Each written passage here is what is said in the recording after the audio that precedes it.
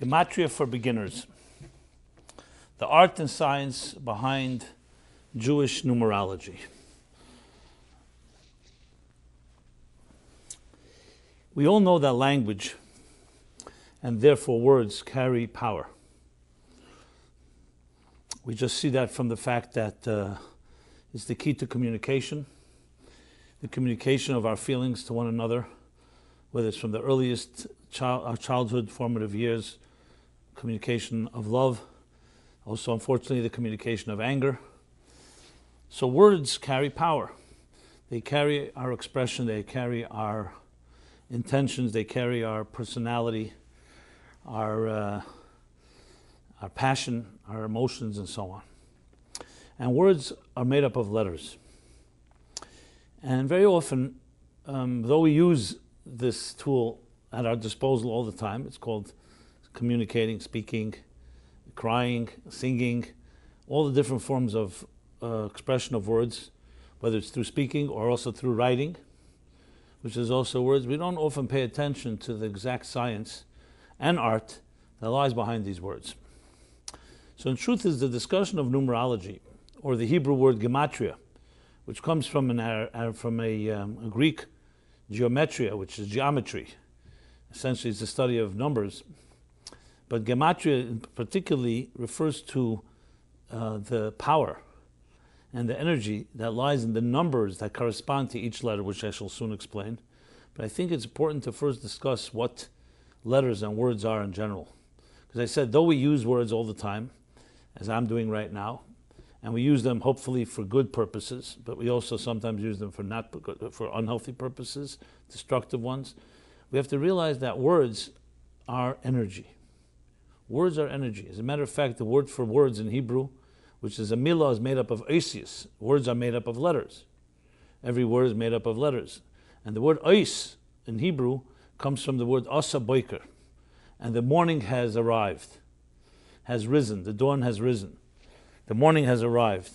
So ois refers to an arrival, what we call a transmission. It's a transmission of energy.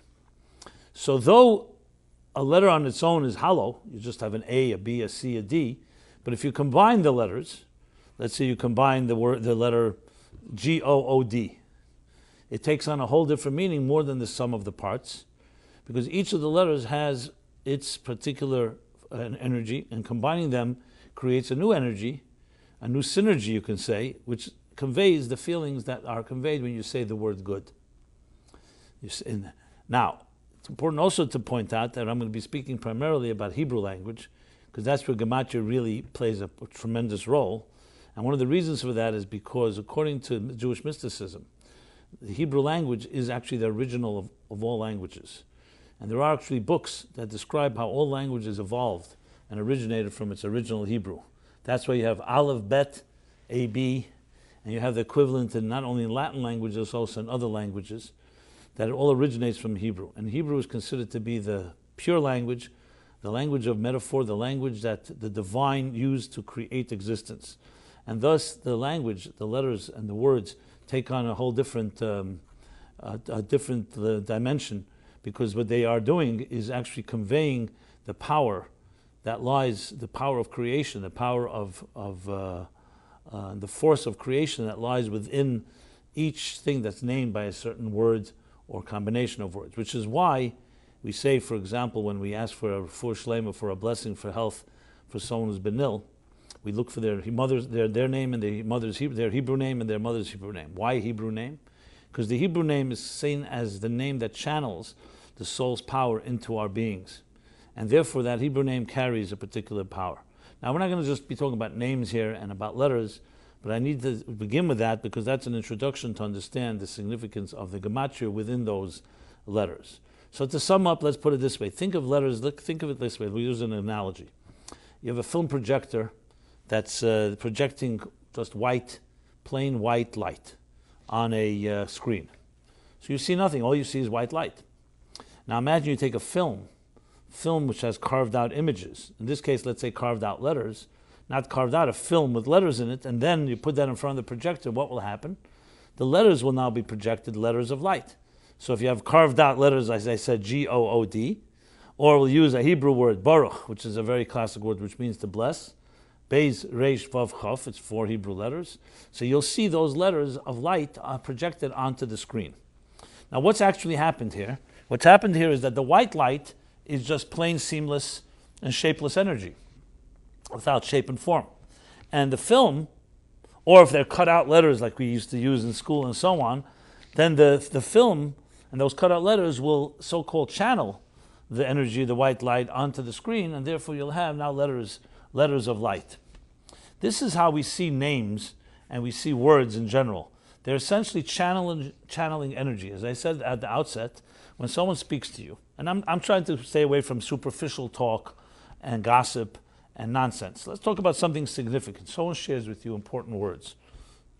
The words I love you, or the words I care about you, or other words that we use to communicate with our hearts and with our minds to others. So those words are particular sentiments, but they carry a white energy. They carry the white, shapeless energy, but they're being shaped by the letters that we use, which is why words have so much impact and so much potency, because the words we use is not just the passion. Now, obviously, if you say words and you don't say them with a soul, you don't say them with a heart, you don't say them in a way you care, then it's like words that, as I said, hollow words. But if you combine both together, you combine the passion and the energy of a feeling, the sentiment that comes with the energy. You say it with gusto. You say it with a passion. Then that passion, like the white light, is channeled through the letters, and in turn you have an expression that will convey a feeling, sometimes a very strong feeling, an intense feeling. So good communication, as you see, will be not just choosing the right words, but also choosing the right inflections and emphasis that the speaker uses in communicating. Now, when you write, you don't quite have the same power of communicating passion, so that's why good writers know how to use the right words that trigger the same type of emotions, and certain words and the way they're phrased and the way they're punctuated will convey the same idea. An exclamation point, for example, will convey something that's an exclamation. A question mark will focus on something that is mysterious or unknown or questionable or still cryptic. And the same with other punctuation marks. So basically language is essentially, we'll call it energy and containers. The energy is the white light, and the containers are the particular letters you use to communicate the particular message. So everything in life has those two elements. There's energy, but the energy needs to be harnessed and channeled. And hence, that's how we see letters. So letters essentially are channelers of light, channelers of energy. And when you think about it, it really becomes also, as an aside, an incredible point of understanding the importance of the words we use, the care that we should take. You'll see intelligent people are very careful what they say, what they don't say. Sometimes you can learn more from someone what they don't say from what they do say. In other words, the idea of being measured, knowing when to say it, how to say it, speaking in a pleasant tone, the divrei chacham benachas nishman that we're told, which means the words of the wise is said with a certain pleasantness and a certain measured tone. They don't speak in ways that are incoherent or overly passionate or overly extreme. Everything is said in a calm way. And the people who are not in control of themselves can go into tantrums, yell, scream, hysterical, and their words come across in that fashion. So words are really just channels and instruments for us to reach to each other. And in doing so, we have, as I said, the energy of the word or the letter. Let's speak about letters which make up words, and the message of the words. So if you think of it on a piece of in a book, the letters on the page are like the containers, and the energy is the message. What's the story? What's the narrative? What's the sentiment? What's the experience that's being conveyed? And in a world like ours, where we live in a material world, we need both. You cannot just have energy without containers, because then we won't be able to reach each other. If someone just pours out their plain, unfiltered, and shapeless energy, you won't understand what they're saying. It'll just be sound. If, on the other hand, there's only letters and there's no soul behind it, then it's just empty words. And that's why we need both. We need, as they say, words from the heart enter the heart. So it comes from the heart, and the heart is beyond words, but then it's harnessed and channeled in expression. Sometimes there's an expression that I like to believe that when I try to write and communicate, you're really trying to express the inexpressible. That's really what it comes down to. You're trying to express feelings and sentiments and experiences that are not always easy to quantify in words. And so therefore you have to use the right metaphors and the right analogies. And most importantly, you need to find those words that resonate with you and with another. And that resonance is really where you create the connection. But you can only do it through words, because if you don't have the words, you don't have the channel, you don't have the bridge. The bridge is a good word here. The bridge to bridge two people. But what are you using on this? What are you conveying on this bridge? What's traveling across this bridge, however, are feelings and sentiments that are sometimes not exactly described and can fit into the regular parameters of words. Which is why often one of the ways we communicate is through song. You sometimes can't communicate it through exact prose or particular rational words or language. So we use a song, or we use a feeling, or we use an expression. People relate to the word oy vey. I think everybody understands what that means, even though it doesn't have any particular meaning in the dictionary. Or a cry, or a laugh. So the point I'm making here is I'm trying to explain the so-called the science behind language, behind linguistics. And the science really is that there's an energy and there are containers. So this introduction is critical to really understand the mystery of the Gematria. So let's go over to the Gematria now.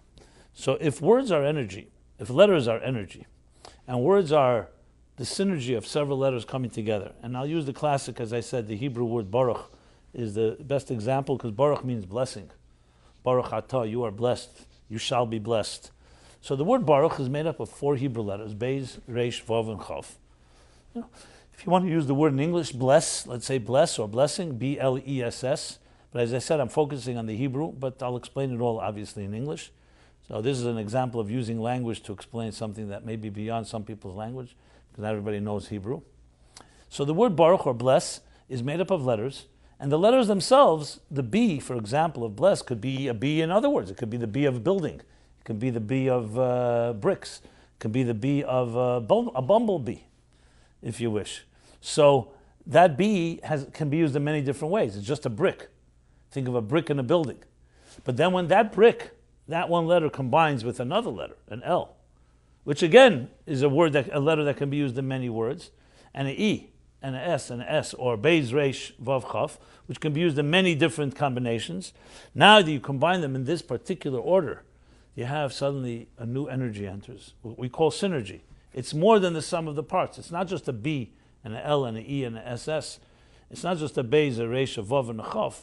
It is now the meaning blessing. Blessing, we all know, is much more than just 4 letters, random letters. Now the letters, the bricks have come together and have shaped a message, have shaped a feeling. Someone says, I want to bless you. It's a lot more than just a bunch of letters. They're giving you a blessing. They're giving you a bracha, a blessing. And the same thing with says, I love you, L-O-V-E. The love word in Hebrew, love is ahava, also 4 letters, aleph, hey, vav, hey. So this again conveys much more than just single bricks. These bricks have now turned into a structure, and that structure is the word that conveys a message that's more than the sum of the parts. But it's made up of those parts. So you have to say those parts all have their energy. Then there's a synergy that enters what is often called the in Hebrew, in the Kabbalistic language, ha'el al kulana, a type of synergy that hovers and is more than the sum of the letters, which is the word. Now, of course, that's one word. When you combine several words, you create a sentence. And sentences create paragraphs, and paragraphs create chapters, and chapters create books, and books create volumes. And there you have the whole story of the rest is history. The point is that it all begins with these letters. And whether it's letters of speech or the written word, it's the same idea. It's just 2 different forms of letters. One is coming out of your mouth, and one is being engraved or written on paper or on parchment, or engraved in a tablet. And what I mean by tablet, I don't mean the modern tablet. I mean the tablets as they were given at Sinai, such tablets. So once you understand language and letters in that fashion, now the interesting thing is, if a letter is indeed a channeler of energy, then this letter has to be analyzed and dissected. So here we have several ways we look at letters. Besides the fact that the letters add up to a word, the letters also have a shape. every letter has a shape. An aleph, for example, is a diagonal line with a dot on the right side and on top right and a dot on the bottom left. A beis is three lines with an open left side, like a square without the left side of the square. A gimel is harder to describe. It's a line with but each Hebrew letter has its shape, and that shape indeed also, as I said before, with the film and the projector, the shape of letters is what shapes the energy. Follow that shape. So the shape itself carries and describes that kind of energy it is. So let's take the word beis as a matter of fact. The word beis has another meaning. Beis also is a bayit. If you know a little Hebrew, you know that bayit is a house. And a beis actually looks like a house. What does a house usually look like? You make three lines, and that's a house, right? A wall, and a roof. That's a beis, an inverted beis. And the same thing with aleph, and the same thing with gimel. So besides the fact that the letter itself makes up the word bayit, the shape of the letter contains the energy of that letter. So now we have the shapes. Then we have the meanings of each letter. Like I just said, beis is also a house. Aleph can mean master. Aleph can mean teacher. So aleph has many of its own meanings, and the same thing, each of the letters has its meaning.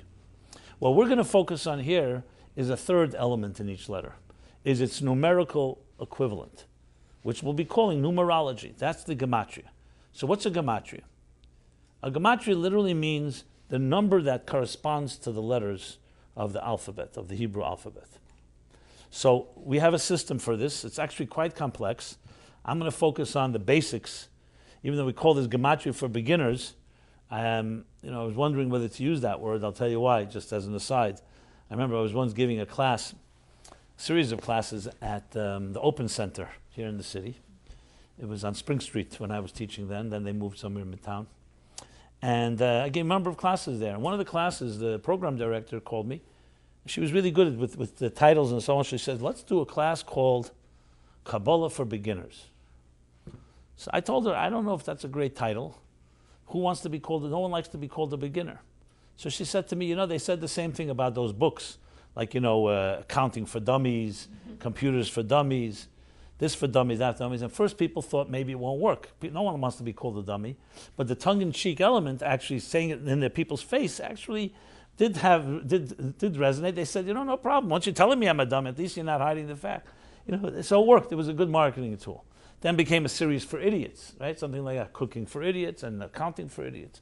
I'm not sure what the difference between an idiot and a dummy is, but two brands. So we have an idiot and dummy brand. Okay, now, this was all, so I said to her, I don't know if it's a great idea to call Kabbalah for beginners. She said, let's try. And we did it. Around, I recall, 30, 35 people attended. Then the series was very nice, successful. It was recorded. I think we even have it on, make it available on our site. Then a few months later, she said, let's do another one. So I said, let's try advanced Kabbalah. We did the beginners, let's do advanced Kabbalah. She says, what are you going to say? I said, I'm going to say the same thing, but let's call it advanced Kabbalah. We had over 100 people showed up. So I said, you see, I think maybe when it comes to cooking for dummies, they don't have a problem. But for Kabbalah, everyone wants the advanced version. They don't want the beginner's version. So I was thinking about the Gematria for beginners. So I said, let's test it as well. We'll do Gematria for beginners this week. And some other point, we'll do advanced Gematria. The truth is, it's all advanced, to be very honest. And even for advanced people, you also have to begin with the beginning and begin with the basics. So don't be deceived by the name. And we didn't call it Gematria for dummies. We didn't call it Gematria for idiots. That's not the Meaningful Life Center style. But Gematria for beginners, the art and science of Jewish numerology. So the truth is, it is a very complex study, to be honest, because in Gematria itself, and I'll point it out in this discussion, there's probably, I would say, 30 different ways of doing a Gematria. How do you like that? So I'm going to begin with the most basic way, and that is that in the Hebrew alphabet, there are 22 letters. 22 letters and 5 what we'll call, what are they called? Vowels, not vowels. No. 5 letters that have a double letter that you use at the end of a word, which is Mem, Nun, Tzadik, Pei, Chof. So it's really 22 letters, but I'm not going to discuss the other 5 because they'll just complicate matters. Let's stick to the 22. So based on what I've said, Ois and Os is Eis Asa Boiker. Asa Boiker. So Os comes from the word transmission, channeling, directing, guiding light, right? So based on that, it's like 22, think of it, 22 of transmissions. Each one with its own particular personality, its own shape, its own meaning, and of course its own number, which is what we're focusing on. And the general way it's structured goes like this. The first 10 letters are 1 to 10. So you have Aleph, Beis, Gimel, Dalet, Hey, Vav, Zayin, Ches, Tes, Yud is 1 to 10, with Aleph being number 1. Beis is 2, Gimel is 3, Dalet is 4, and Yud is 10. Then it jumps by tens. So you have the next is 10, 20, 30. You don't go by units any longer, we go by tens. So Yud till Kuf would be 10, 20, 30, 40, 50, 60, 70, 80, 90, 100. I'll be specific, I'll spell it out in case somebody wants to. I'll start again. Aleph is 1, Beis is 2, Gimel is 3, Dalet is 4, Hey is 5, Vav is 6, Zayin is 7, Ches is 8, and Tes is 9, and Yud is 10. So we got the first 10 letters. We have another 12 to go. And here's how it works. The next is Chaf. So Yud is 10, Chaf is 20, Lamed is 30, Mem is 40, Nun is 50, Samach is 60, Ayin is 70, Pei is 80, Tzadik is 90, and Kuf is 100. So now we have 20 letters. Well, 19 I should say. And then we have Reish, Shin, Tov, the last 3. And now it jumps to hundreds. So now we went 10 units, then we went 10 tens, and now we go from Kuf is 100, Reish is 200, Shin is 300, and Tov, the final of the 22 letters, is 400. So let's take any word let's take the word Baruch as I mentioned. So what would be the Gematria of Baruch? The Beis is 2, the Reish is 200, the Vav is 6, so we have 208, and the Chaf is 20, so we have 228. Take any name. Let's take a name. Give me, anyone has a Hebrew name here? Tell me your Hebrew name. Adina. Adina? Yeah. Okay. You spell with an Aleph at the end, or a Hey? I think it's... probably a Hey. Aleph, yeah. Aleph, Dalet, Yun, Nun, Yes. Hey? Yeah. Okay. So Aleph, Dalet, Yun has 5 letters. So Aleph is 1. With Dalet, that makes it 5. Dalet is 4. Yud is so then we have 10, 15. Nun is 50, 65. And the final Hey is 70. So your name is the Gematria number 70. So 70 has special meaning relating to your name. Every word has a Gematria based on the combination of the letters. Now I've just given you one form of Gematria. There are many other ways to do these calculations, but I said that will be more complicated. So let's just focus on this, we'll call it the basic Gematria of a word. Remember, there are other ways that the letters are counted. Sometimes we count the letters and we don't skip tens and hundreds, and it goes literally 10, 11, 12, 13, 14, 15 till 22, with Tav being 22.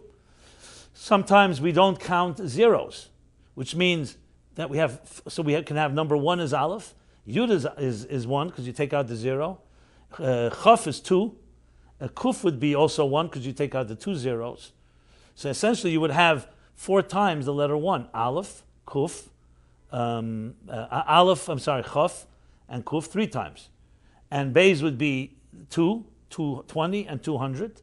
And Gimel would be 3, would be Gimel, Shin, and Gimel, Lamed, and Shin. So I'm just pointing out there are many other ways to count. Then there's all kinds of other types of Gematrias where you actually add up the letters in a cumulative way. For example, Adina, you would say 1, then you'd say 1 and 4 is 5, but you add now the 5, you count the 1 again. So you say 5 and 1 is 6. Then you count the Yud and the Aleph and the Dalet, so it would be 6, 10 plus 5 is 15, and you add it up and it comes out to be a lot more than 70. So there are different ways. Sometimes you cube it, sometimes you even quadruple it, and there's sometimes a call a koil, you add the whole word and then you add one more number for the sum total of them all. I don't want to confuse matters. I just wanted to point out that there are a lot of complex configurations and permutations of these ideas. One classic thing that you may be familiar with, this is more Kabbalistic, but I'll just mention it for the record, the famous Yud Kei Vav Kei, the Tetragrammaton, the holiest name of God. So everyone knows that's associated with the number 26. Yud is 10, the Hey is 5, 15, The vav is 6, so that's 1521 plus one more hey, 5 makes 26. But there's a thing called counting there's another form of gematria called with the milui. So if you've ever heard of the concept of l'shem ma, the name of ma, the name of ban, the name of sag, the name of ab, if you haven't, you can easily skip this. It won't affect the rest of the discussion here. But these are 4 different numerical gematrias, all based on the Yud Kei Vav Kei. And I'll explain that in a moment, because 26 is the basic number of the 4 letters. But what happens when you write out the 4 letters? A Yud, when you write it out, it itself is made up of 3 letters. Yud, Vav, Dalet. So suddenly the Yud becomes 20. Because the Yud is 10, the Vav is 6, and then 4, so 10 and 10, 20. Now the question is, how do you write Hey? That's why I asked you the question. You could write Hey Aleph, you could write Hey Hey, you could write Hey Yud. So all these show different permutation of these letters, and they add up respectively to 4 different ways of combining them. One adds up to 45, one adds up to 52, one adds up to 63, and one adds up to 72. So you'll find sometimes in Kabbalistic and Hasidic writings these names. As I said, this is more of a footnote. I just wanted to point out how this affects literally all discussions about words and names and numbers and so on. And they're all the different types of gematrias. But let's get back to the basic. Because if you master the basic gematria, it's much easier, obviously, to climb to stage 2 and figure out other forms of numerical configurations. Another introduction I want to make before I continue is that a gematria also helps understand the connections between different things. Let's say your name Adina adds up to number 70. There are other words in Hebrew that add up to number 70. And they have a relationship because they have the same gematria. But the qualification I want to make here is that a lot of people who are probably more novices and don't know the entire science and art of it, just go ahead and start comparing different things that are number 70 and say, okay, this is number 70, this is number 70, and therefore we can just make a correlation. It's not the case. It goes the other way around. Because 2 things are connected, that's why their numbers are going to be connected. Not that you find 2 things of the same number, you can just stick one wall to the next, as they say. We can't just stick walls together. You have to understand, firstly, the significance of a name or the meaning of the word. Then you could say that relates to another word, because they have, the classic example would be the number, another 70, happens to be 70, is this expression, nichnas yayin yatsa soid. Okay? It says when wine enters, the secrets come out. As we see, someone drinks wine, they start, they like to say, a drunk, what's on their lung is on their tongue. In Yiddish, there's an expression, was ist auf dem Lung ist auf dem Zung. But it also has a positive meaning, that when you drink wine, your inner dimension is revealed. Just like the grape has concealed within it wine, so too, and when you squeeze the grape, that wine is produced. So too, we all have inner secrets, more deeper things, and when you drink wine, it brings the secret out. So the interesting thing is the gematria of yayin, which is wine, is what? Is 70. The gematria of soid, secret, is also 70. Because yayin is yud, yud, nun. Yud is 10, another 10 is yud, nun is 50, that's 70. Sod is samach is 60, vav is 6, and dalet is 4, 70.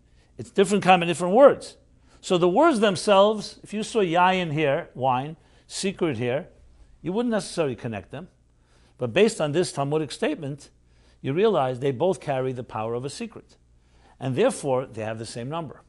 So it didn't begin because they both have the same number, it was because they had a relationship. Therefore, it's the way the cosmic energies work, that's why they have the same number.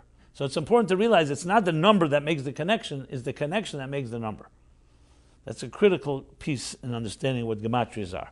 And avoids a lot of mistakes that people make. They start looking around, okay, what else is number 70? And okay, I must have a connection to that. You see, let's say 75th Avenue, that's the place I have to go shopping. Not necessarily. That's a little going overboard.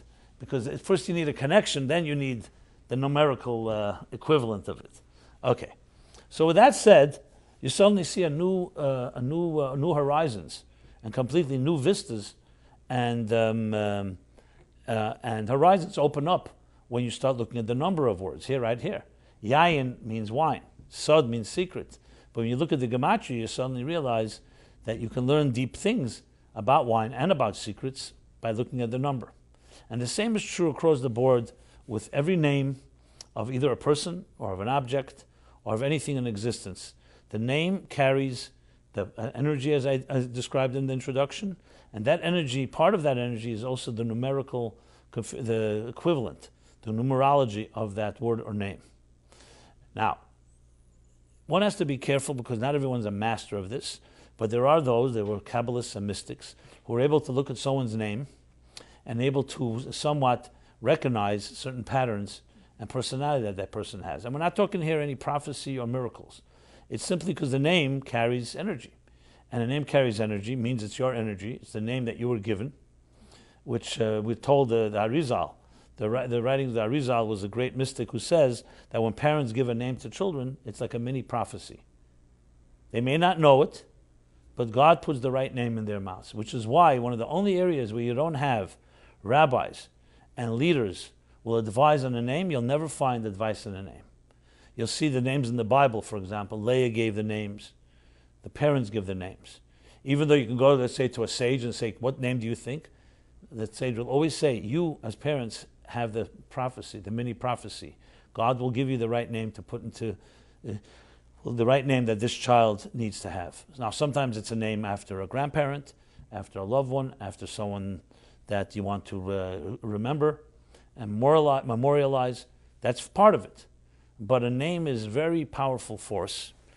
And we see, even though on one hand a name you can say is only a handle, you can exist without a name. If you lived alone on this earth, you wouldn't need a name. You don't need a name to call yourself, even though I know some people do speak to themselves. And they say, what's the matter with you, Adina, right? Or what's the matter with you, whoever it may be.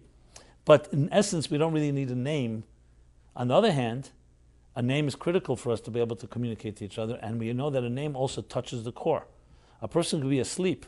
A person could even be in a faint state, in a comatose state, and you call their name, there's something that touches them very deeply. Because the name does associate to the way, as I said before, how the soul channels inside of you.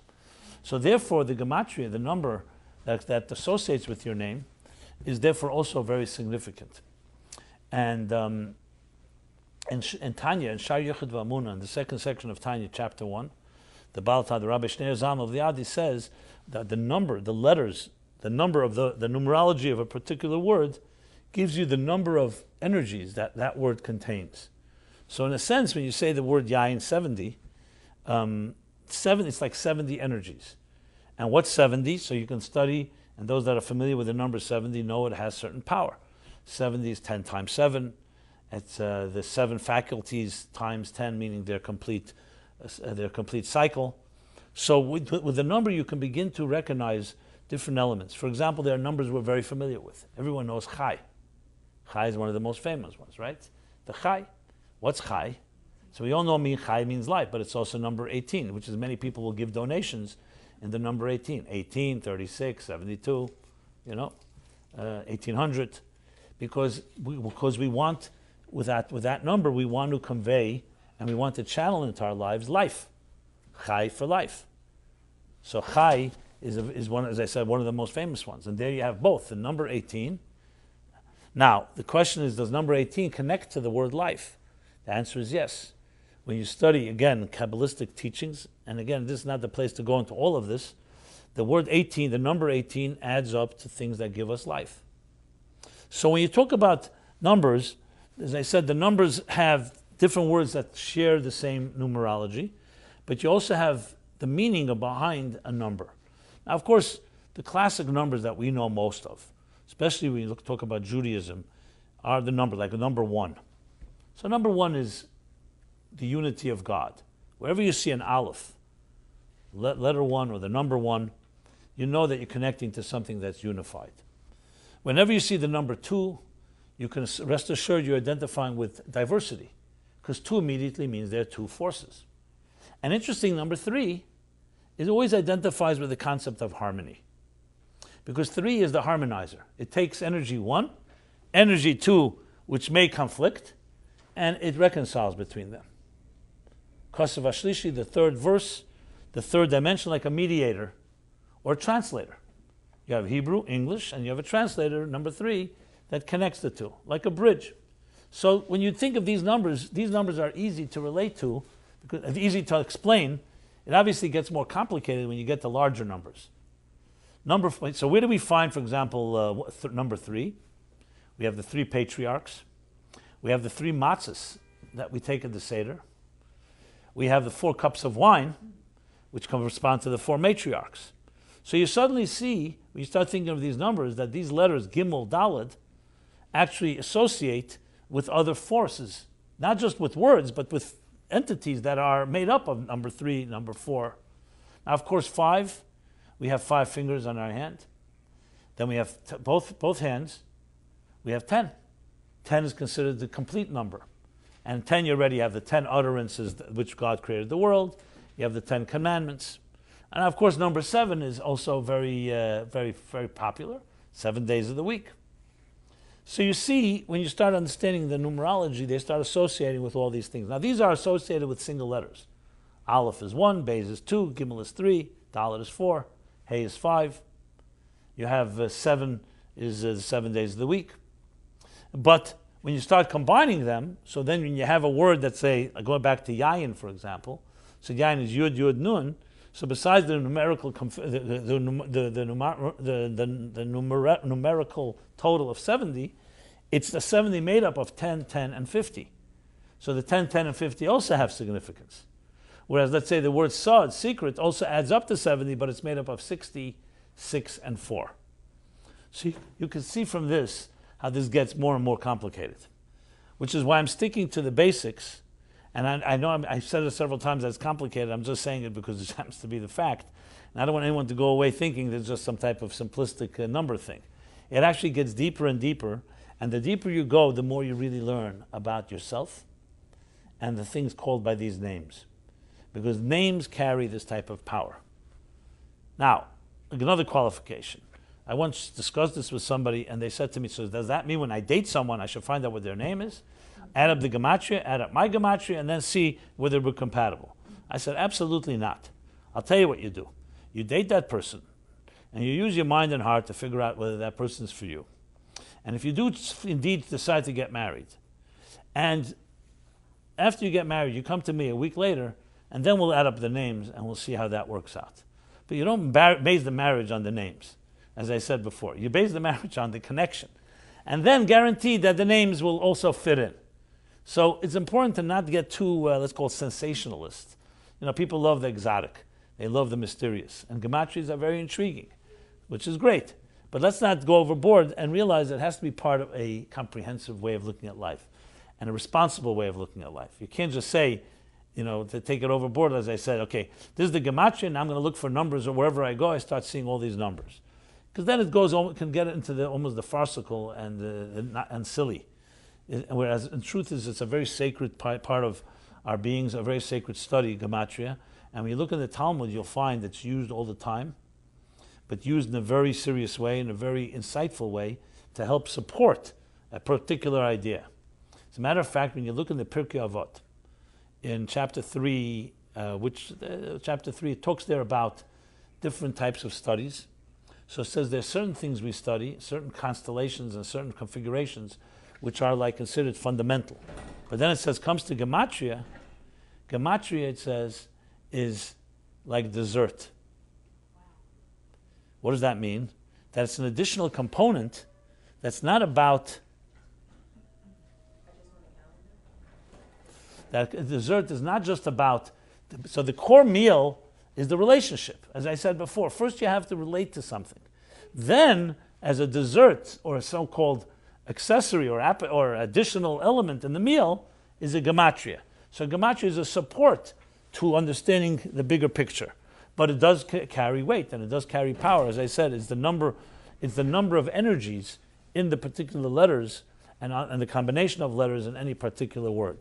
So to use the words again of the Baal Tanya based on the Arizal and other classics, is that every name in Hebrew is the force that gives life and reveals the soul of the object called by that name. Now, we don't always see it, obviously. You know, for example, someone called the name Yehuda. Yehuda was one of the 12 tribes. Yehuda was the tribe that from there would derive the kings. Yehuda comes from the word acknowledgement. That was his personality. Does this mean every time you meet a person Yehuda, they're going to be that personality? You may not see it. It means they have it in their soul and they do have that power. But you can't simply just identify them as being that type of person. Sometimes you do see it very obviously. Sometimes a name is obvious. It's like so obvious that this person lives up to their name. Sometimes it's not so obvious. Now, if it's not obvious, doesn't mean it's not there, but we all have faculties in our souls that we have not accessed.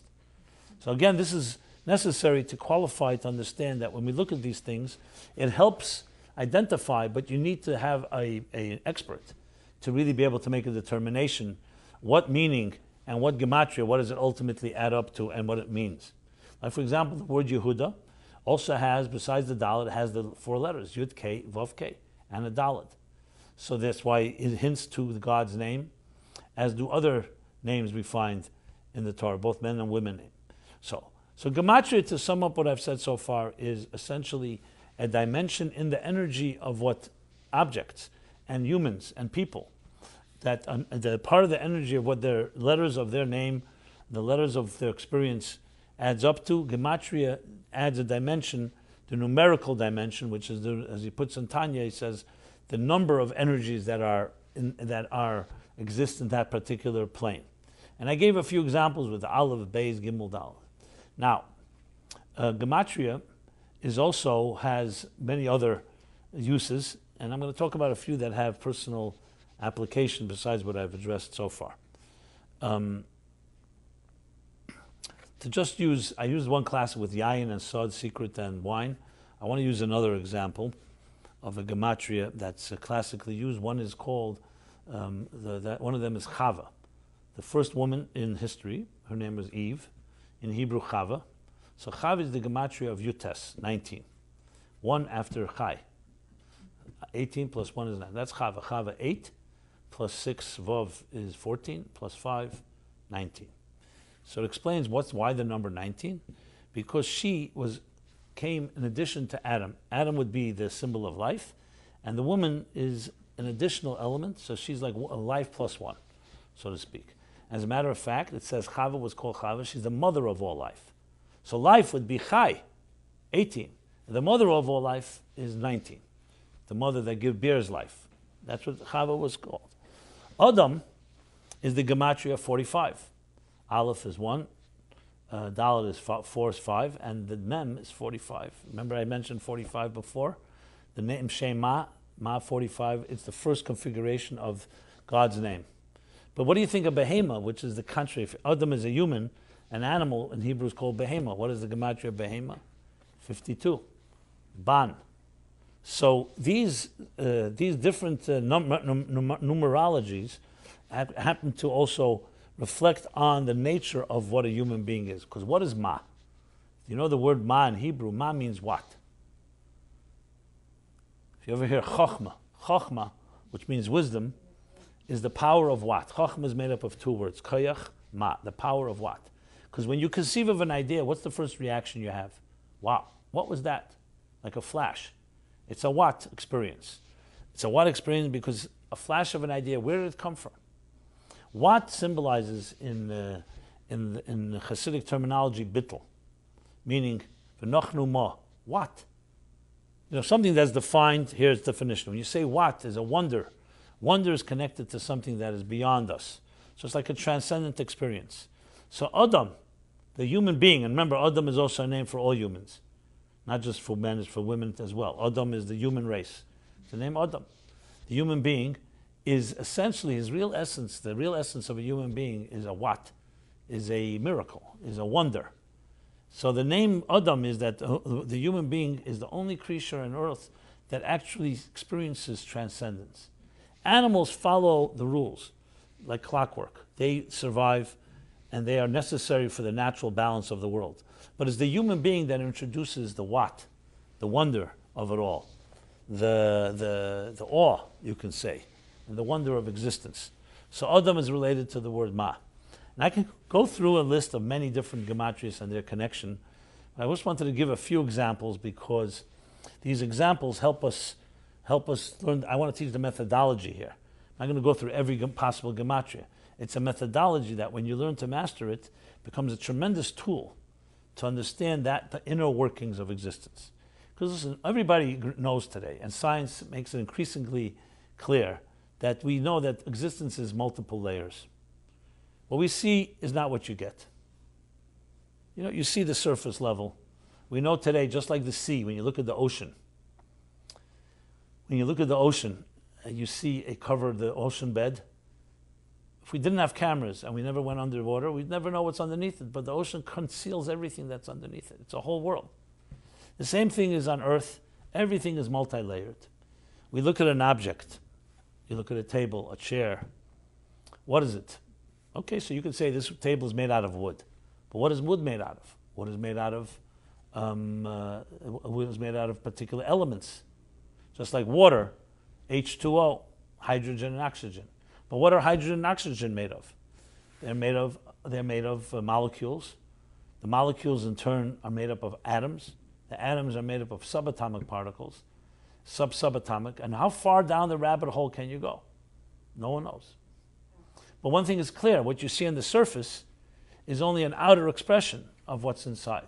Take the human being. You look at somebody, you could see their body language, you could see their face and their reactions. But what is going on beneath the surface? Do we even know always what's going on beneath our own surface? So a person smiles, so you know there must be a good feeling going on inside, or maybe they're faking it. But let's, for argument's sake, you know there's a good feeling. But a good feeling doesn't have any way to show itself. Just like I said before about language. If you didn't smile, no one would ever know what you feel like. But the smile is not what causes a happy feeling. It's the happy feeling that causes the smile. Now, when you go deeper inside the human being, are we just bodies? Are we just skeletons? Are we just organs? The sum total of many organs? No, we know there's a personality. And we know we're not just a combination of ideas, mind, and heart, and emotions. We also have personalities. And the personality itself has a subconscious, or an unconscious, or a superconscious.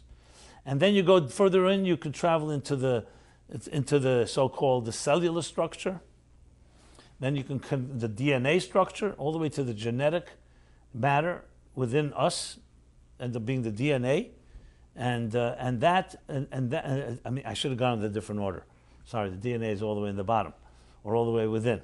You'd go with the chromosomes, then the DNA, and before that the cells, and you know that all that is really what defines a person. And all these are minuscule, microscopic forces that no one even can see, but that we know is what defines us today. So then we all look for instruments. How can we indeed, besides knowing how far does the rabbit hole go, we don't know. How indeed can we cut through the surface and tap the inner layers beneath? So Gematria is one of the ways.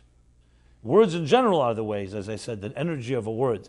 But particularly the Gematria, the numerical equivalent, is actually giving us a glimpse, a peek into what lies beneath the surface. So the surface would be the word, or your name, or the name of an object, or the name of an experience.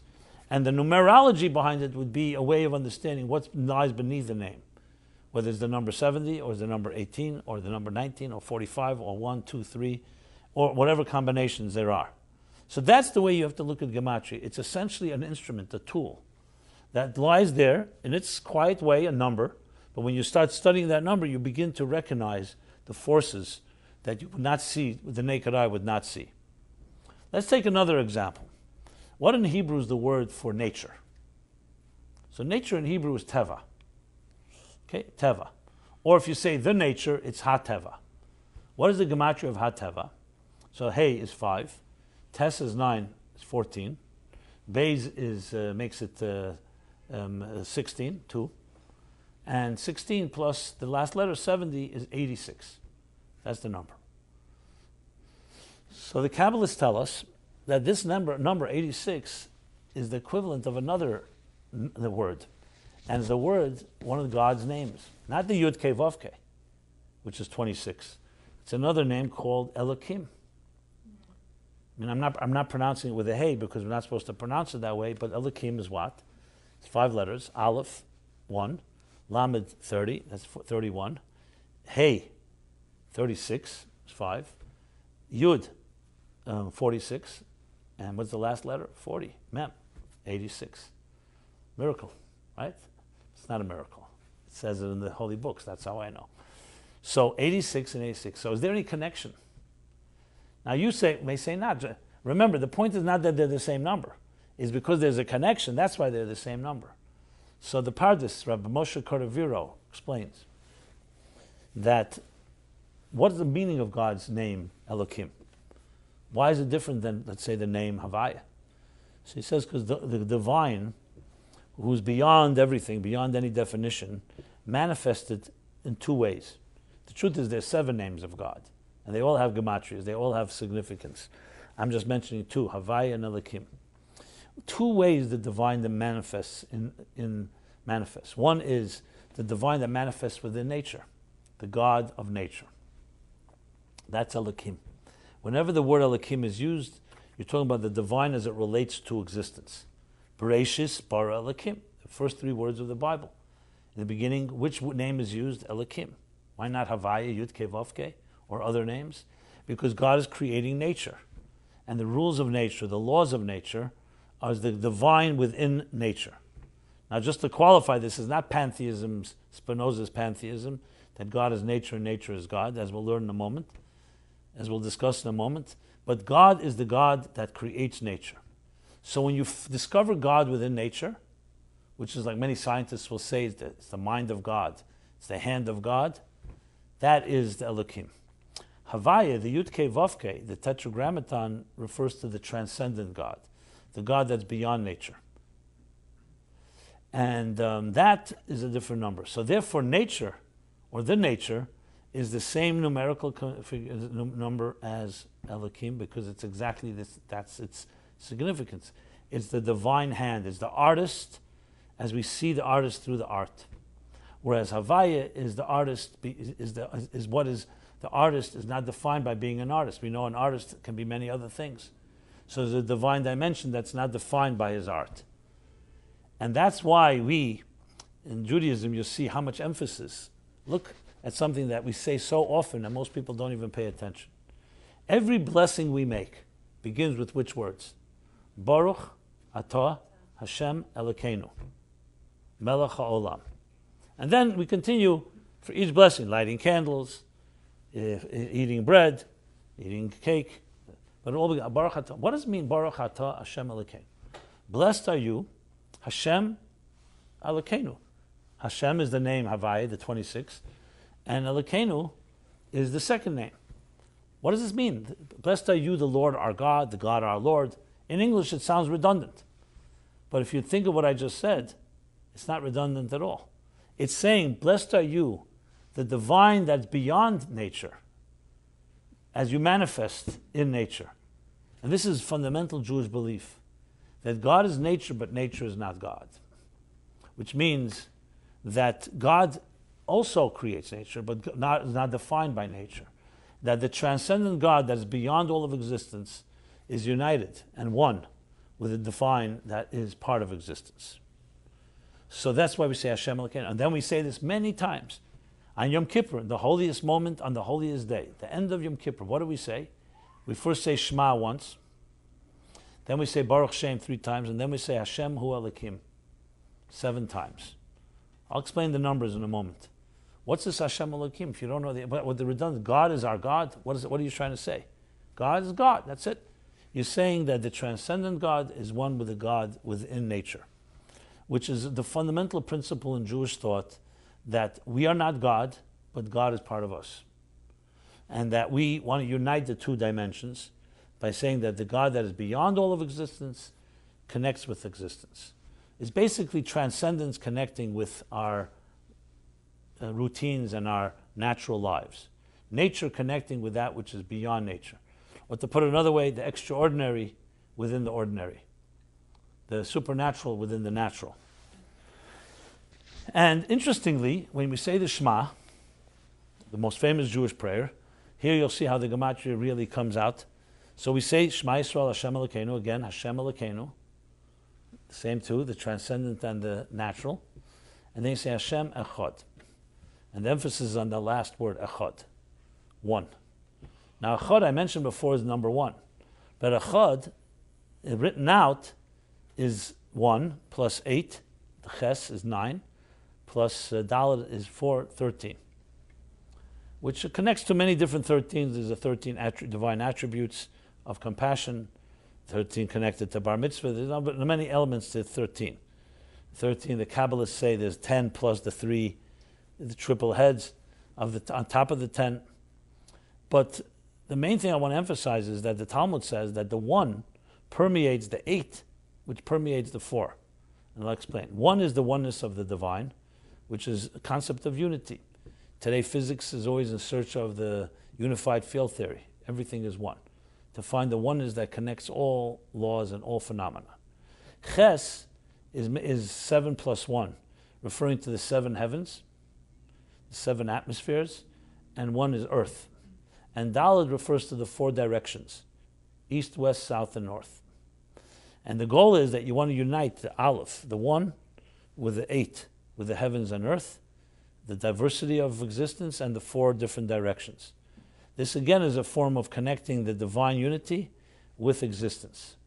So you see how the numbers all come into play again and again. There's nowhere where the numerology and the Gematrias don't have a role in understanding the deeper meaning behind words and behind experiences. And when you really, as I said, study this, it opens up a whole new dimension that you would never have imagined. Similar to what science does, or art for that matter. That's why we called it the art and science of Jewish numerology. Because what does science and art do? They show you, they reveal a deeper truth. They reveal something that we did not see beforehand. You know, for thousands of years or hundreds of years, we may have experienced things. And what do scientists discover? They discover the forces that make things tick. They discover the forces that shape the realities we experience. And the same thing, artists do the same thing with art. You can say Gematria is a certain place where science meets art because there's a certain elegance to it that's very artistic in its eloquence and poetry. The poetry of numbers, as we know, mathematics is considered the pure science. The people call the poetry of numbers, the poetic numbers. And so therefore the numbers really play a role, and especially when you're familiar with music, and music is about numbers, and music is about a tempo and a certain pace, a certain, what's the word I'm looking for? Not beat, a certain scale, rhythm, but there's another word, the pace, there's the spaces between when you play notes. There's a word for it. It'll come to me, gate maybe, not gate. Timing, whatever. Anybody play piano here? So there's another word, well, one of those words, anyway. The point is, rhythm is definitely a good word, but there's another, there's a word for the timing between notes. What is that called? Pause. Okay. The point is that all this comes down to a music and an art, and it's all about a certain type of rhythm and structure. And on the other side, there's also a science to it. The science of understanding the dynamics. You know, mathematics, some people call a science, some people call poetry. Depends which side you look at it. I mean, it really has both elements to it. The eloquence is definitely very poetic. But the same thing, it really goes back to the numbers behind the words that we use and the names that we have and the things, what we call by name. Which, of course, also begs, in a sense, like almost behooves us to want to know Hebrew better, because the better you know Hebrew, the better you really can use the Gematrias. In English, you don't quite have the ability to do so, because words, as I just mentioned earlier, the Hebrew language is a metaphorical language. Every word is rich with meaning. In English, when you say the word table, table has a Latin root, but that's it. It's not multi-use. You can't use table in many different ways. And there's no number behind the word table, like what's the equivalent of the letter T? A, B, L, E. I mean, you can create a numerology, but there's nothing going on there, because these are descriptive languages. All Latin languages are descriptive. Hebrew is a metaphorical language. It's actually a language of the soul. Maybe you meant rhythm? We mentioned rhythm already. Duration? Okay. It's fine. Yeah, it's one of those words. We got the idea. And Hebrew, on the other hand, is metaphorical language, a language of feelings. I just read somewhere that how many letters are there in the English language that are conventionally used, you'd never believe the number. 250,000. I thought there'd be millions. How many letters, how many words in the English language? Usable words, not words that aren't used anymore. Around 250,000. Yeah. And Hebrew, 75,000. Which tells you that the Hebrew language is metaphorical, because one word in Hebrew requires a sentence in English and requires a paragraph in French, just for the record. I'm almost sure that's the number. I looked it up. You could look it up. Look up how many letters are in the English, not letters, words in the English language. Again, usable words. Not we're talking about. There's of course obscure words that no one ever uses anymore. You'd think there's a lot more, but that's what it is. Something of that nature. You can check it out. I see she's googling it there. Let's see.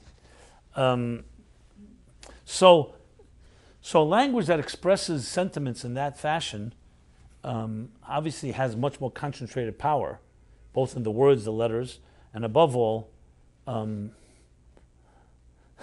someone just wrote that the word I'm looking for is tempo. That was the word. Correct. Thank you, Angela. So you see, we're communicating with each other. Thanks. So what do we have here is that you have a poetry. You know, existence can be very monotonous, very boring, the routines that we go through, the monotonous routines. You get to work, and it wears us down, it drains us. But if you're able to recognize the music, the poetry, the eloquence within your experiences, everything changes. I've shared this story many times. I just love it. It's such a great story. The story goes like this. It's a story with the Baal Shem Tov. Baal Shem Tov and Reb Chaim Rappaport, who once traveled on a mission of the Baal Shem Tov's to a certain location. He came back, and the Baal Shem Tov wanted to know. Baal Shem Tov was the great mystic, the founder of the Hasidic movement in the 18th century. And the Baal Shem Tov wanted to know, how did you travel? Which seemed to be trivial. Who really cares? This way, that way. He came back. It's all fine. He doesn't need directions anymore. So he went. He said, one night I stayed at an inn. Then he said, one night there was no inn, so I slept at the side of the road. I pitched a tent or whatever he did. In the morning I woke up. I washed my hands, said my prayers. And then afterwards, I sat down to eat something. There was a little brook and spring of water at the edge of the road. I went over, took some water, made a blessing, and drank the water. Baal Shem Tov jumped up and said the following words. He said, that brook of water, that spring of water, was waiting from the beginning of time for you to come and bless it. Why is it such an unbelievable story? It really actually, it empowers me everywhere I go. I traveled many places. And many times I come to a place and I remember Robert Frost's poem of traveling in the wood and the road diverged. Right. And one path was the road most traveled on. And the other was a path less traveled on. He says, and I took the road less traveled, and that has made all the difference. There's something about going into the woods. You see a tread path, okay, more comfortable, more secure. Someone went here before you. But there's something adventurous and exciting and bold to go on a path that nobody has walked before. Because on one hand, yes, it's an unknown and it has its risks. But on the other hand, you're treading a new path. You're a pioneer. And when I remind myself of the story where I travel places, I sometimes say, maybe this place is waiting. And not in any arrogant way, actually a very humble way. Maybe it was waiting for me to come here and do something that no one ever did before.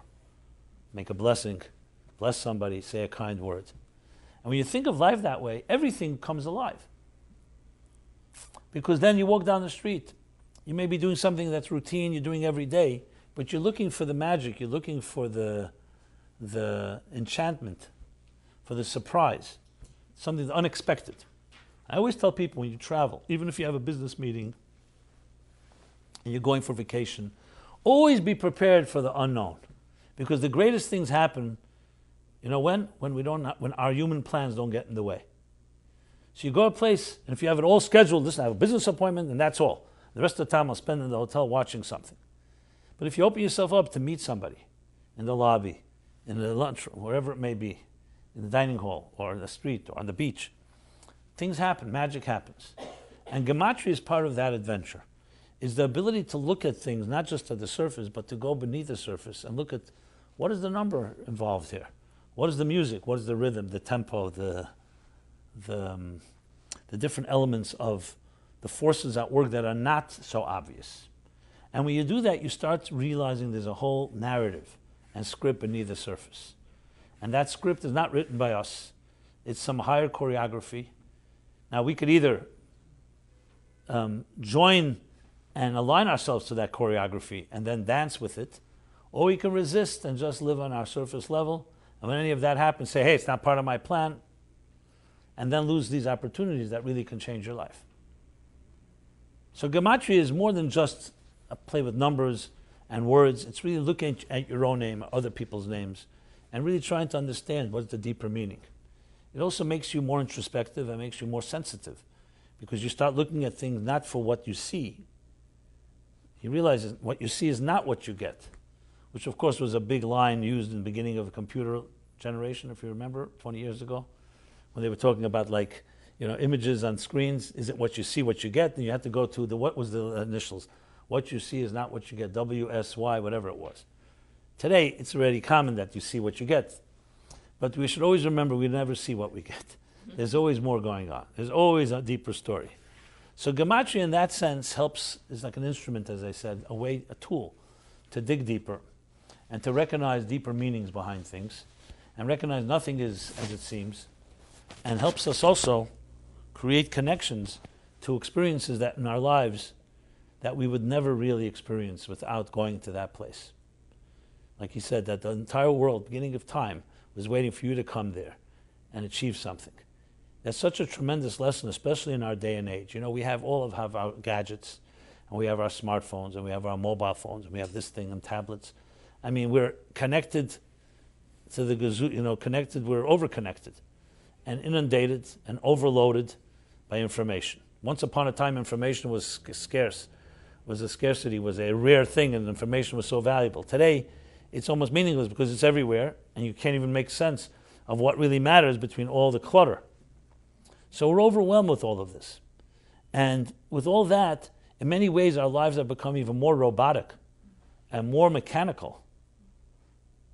Because that type of the enchantment of just having a conversation, eye-to-eye conversation with someone, and no one else is there, and there are no machines.